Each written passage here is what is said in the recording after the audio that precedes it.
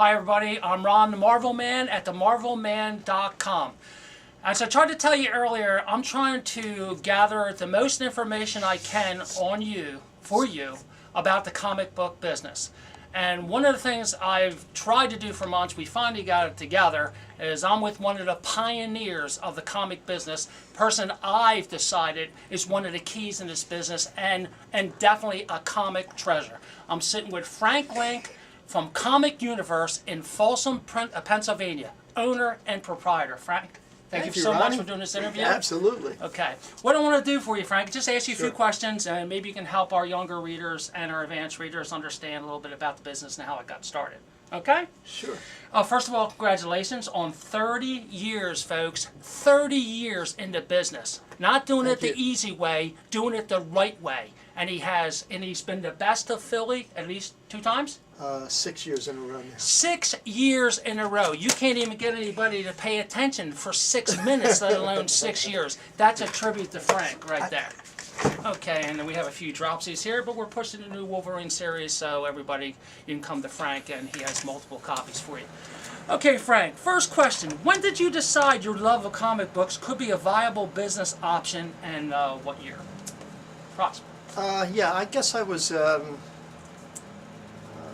about 1968, 1969. Wow. I was playing music then, and I was playing in a band, and we were in New York City, and of course during the day you have nothing to do until the evening. Correct. So we went out to find a place to eat, and we ran into a comic shop. And of course, some of the guys, it didn't mean anything to them, but to me it meant everything. So I went in. It was a little place, but I was totally fascinated with it, and had never seen anything like it. Never. And where was this at? Right in Center City, right off of like 50-something. Do you remember the name of the place? Or? Yes. Not really. Okay. No. All right, no. so that's pretty much. But it was so little, and I was shocked. But to see back issues in there, things that, I remember, but it was things I would love to got my hands on. And the only venue I had at that time was mail order, and that would be the ads in your comics. So it was really a fun experience, and I never forgot it. And I thought, wow, after this, maybe in the back of my mind, it planted the seed for starting your own business. Yeah, exactly. Very cool. When did you first start collecting comic books, and what title and issue was it, and what year approximately? Do you remember? I know we're going way back here, folks, but the people are fans eat this up. Collecting. I guess if you consider when you're really young, collecting, I kept them.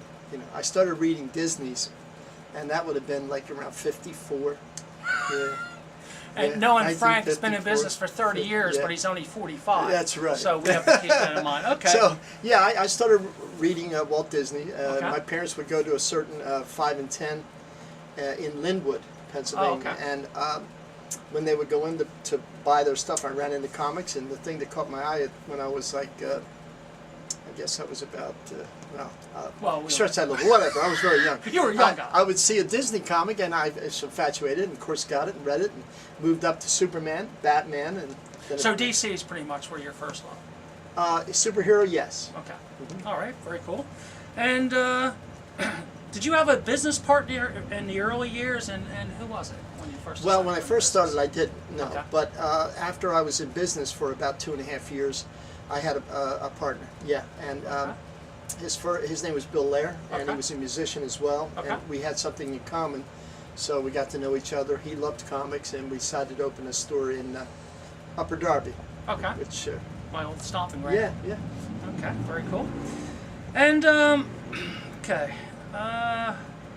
It's been 10 years. I know this is an area of collecting that's close to your heart and mind. We've thought about this many times, or should I say discussed, but here it is. It's just the CGC question. It has been 10 years now since CGC has been established. Your opinion of CGC or Slav Comics, for our young guests that don't understand that? Pros and cons. Well, the pros are that it's become a universally accepted. So now you don't have the arguments looming over a subjective opinion on a grade. And you were vehemently opposed to this when it first came out, correct? I still am, Okay, but you carry them now. but I do carry. You do. Yeah, because people want them. And what would be the pros of it? Well, that's one part, Right. of course, is Okay. that Anything else you can think of? no longer can you argue over a grade because this says 9.4 and what can you do? It's a So 9.4. basically, we're just saying it's a third party and outside professional, so to speak, and we're good. We'll leave it at that, right? Sure. How about some of the cons?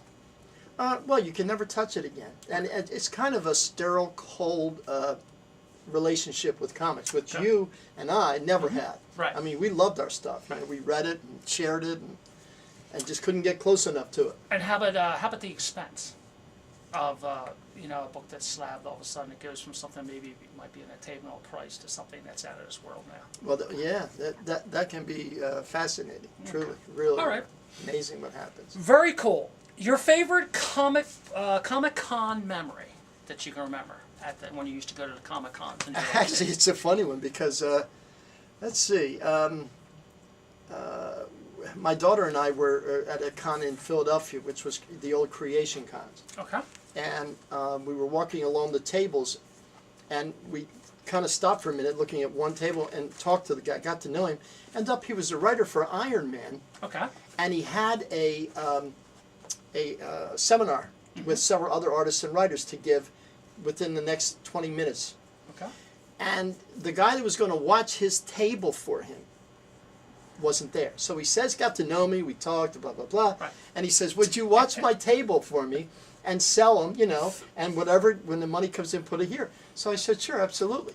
And we did it, my daughter and I, we loved it, it was fun. He came back, he was happy, we sold a lot of comics. Okay. And he gave me, for doing it, he gave me several comics. He gave me Okay. like Swamp Thing #1. He signed my Iron Man issues, which was okay. nice too. Was there a cost incurred with the tables, renting tables? Or Oh yeah, closing? sure, yeah. I didn't have a table then. I was just a shopper. Okay. Yeah, I was just shopping, Have you- walking around. Have you been to a comic convention lately? No, I Okay, haven't. so you have no idea pretty much what's going on there now. No, not So at you- cons. What no. what was the deterrent? What made you stay away from it? You think? Well, what happened in when I was going a lot, it was in the early '80s, right up to the mid '80s, and then when Creation, which was the largest convention probably in this country, went under, they folded. They created a lot of enemies, and a lot of people stopped going as far as dealers. And when the dealers stopped coming and the selectiveness disappeared, Right. nobody's there. So that took care of Then it. nobody comes. So. Okay, that'll about tie up the first segment here. Right now, we'll take a short intermission and hang in there, folks. We'll be right back. Thank you so much.